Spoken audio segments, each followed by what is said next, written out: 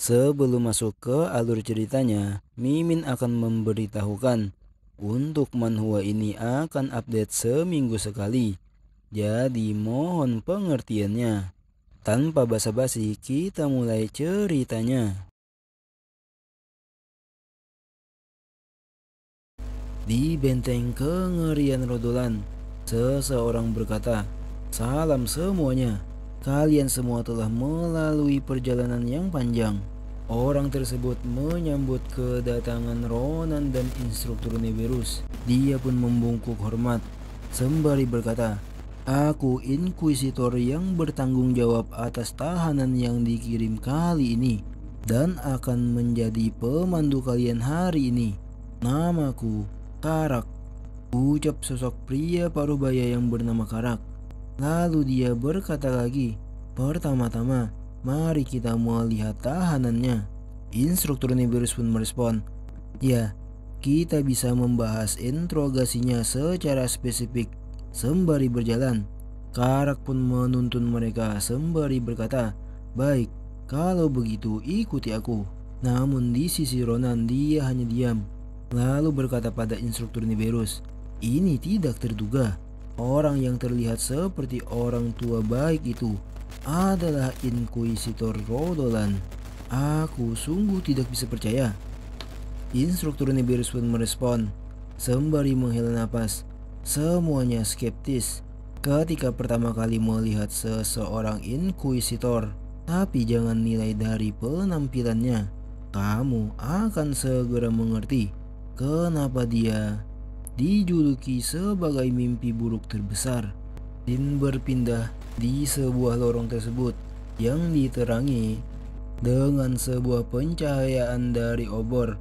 Di setiap dinding-dinding tersebut terlihat mereka yang berjalan bertiga. Karak berkata, "Sel tahanannya tidak terlalu jauh, jadi aku hanya akan membahas garis besarnya. Hal pertama yang harus aku bahas, kemungkinan ini Nebula Clazy.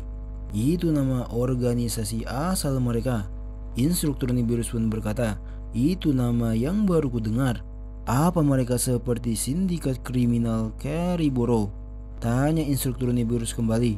Karak pun merespon, "Benar, sifat misterius mereka membuat mereka jauh lebih berbahaya dari kebakaran besar yang menyapu lambung Naranda sampai ledakan di lab penelitian sihir Etemon. Kejadian besar yang belum terpecahkan tahun lalu sudah dipastikan itu perbuatan mereka." Ronan yang mendengar itu dia berkata, "Begitukah? Aku tidak pernah mendengar penjahat seperti mereka di kehidupanku sebelumnya," gumamnya. Karak kembali berkata, "Laporan lengkapnya akan..." Namun sebelum menyelesaikan perkataannya, Ronan menyela, "Maaf, Inkuisitor." Lalu dia bertanya, apakah mereka pernah menyinggung Starlight atau kedatangan bintang? Mendengar pertanyaan dari Ronan, Karak pun terkejut. "Hah? Aku tidak pernah mendengar kata itu." Melihat respon dari Karak, Ronan merasa canggung.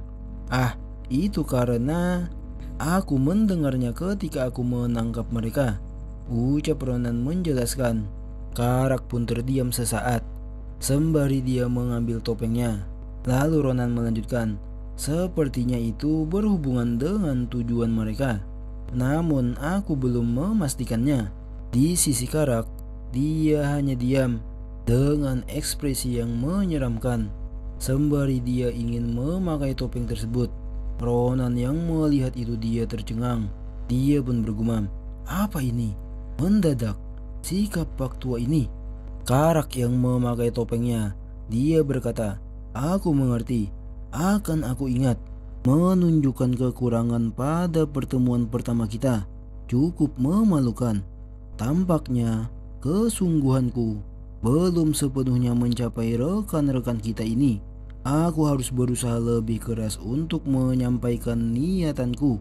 Sebenarnya, Ronan yang mendengar itu dia terkejut dan bergumam sembari dia membayangkan atau mengingat Edon dan Kerela. Apa itu? Orang-orang waktu itu? Apa iya? Terlihat mereka yang sudah sampai di tempat tahanan Edon dan Kerela. Karak pun berkata, Edon adalah orang yang menarik. Dia terus memulihkan tubuhnya dengan kekuatan dark magic yang unik. Apa kau tahu cara berteman dengan orang seperti ini? Lebih mudah dari perkiraanmu. Cukup hancurkan dia sampai dia tidak bisa pulih lagi. Setelah memotong lengannya dengan sepenuh hati dan mengerahkan jiwaku, terlihat Karak yang menusuk Edon dengan sesuatu yang menyerupai tombak yang berukuran kecil, yang dimana ujung tombak tersebut itu seperti yang sudah dipanaskan sebelumnya untuk menyiksa para tahanan agar mau berbicara saat melakukan interogasi. Terlihat setelah tombak tersebut ditusukkan kepada Edon, dia berteriak kesakitan. Karak pun berkata dengan postur merentangkan kedua tangannya, kami menjadi teman dekat. Atau itu yang menurutku. Tapi siapa sangka dia masih menyembuhkan sesuatu. Itu sangat mengecewakan, Edon. Karak pun menjambak rambut dari Edon, lalu melanjutkan, bukankah kita saling jujur terhadap satu sama lain? Edon yang terus disiksa dia berkata, tidak, aku sudah memberitahumu semuanya. Tidak ada yang disembunyikan. Karak pun merespon, benarkah? Lalu kenapa ini? Pertama kalinya aku mendengar tentang kedatangan bintang darimu. Mendengar hal tersebut, Edon semakin frustasi. Itu. Lalu Karak melanjutkan, agar kau tahu saja, aku harap perbincangan ini berakhir denganmu. Kerela tidak memiliki kemampuan regenerasi dan sudah ada banyak hal untuk dikhawatirkan. Kau di sana bukan? Kau tahu apa yang terjadi. Jika kau terus memaksa, mungkin kematian selanjutnya. Terlihat tubuh Kerela gemeteran. Dia pun berkata, Master, bunuh.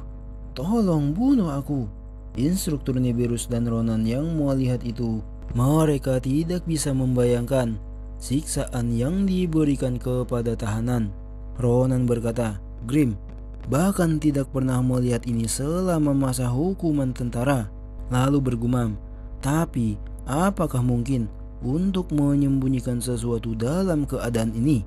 Terlihat Karak yang mengancam kembali kepada Edon. Edon sudah pasrah dengan kehidupannya. Melanjutkan gumaman Ronan.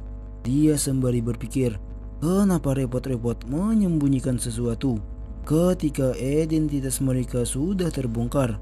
Mungkin ini. Setelah lama berpikir, Ronan pun berkata, bukan karena tidak berbicara, tapi tidak bisa berbicara. Karak yang mendengar perkataan Ronan, dia pun terkejut. Instruktur Nibiruus dia bertanya, tidak bisa berbicara? Ya, jawab Ronan. Wajar bagi prajurit dalam medan pertempuran untuk mengendalikan bahagia dengan merapal kutukan atau mantra pengikat agar mereka tidak bisa memberitahu kepada siapapun kecuali pasukan mereka sendiri. Aku kira mereka mungkin melakukan hal yang sama terhadap orang-orang ini.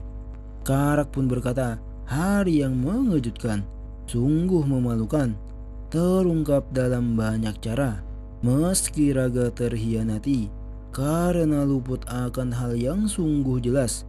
Harap tunggu di sini sebentar, ucap Karak yang meninggalkan mereka.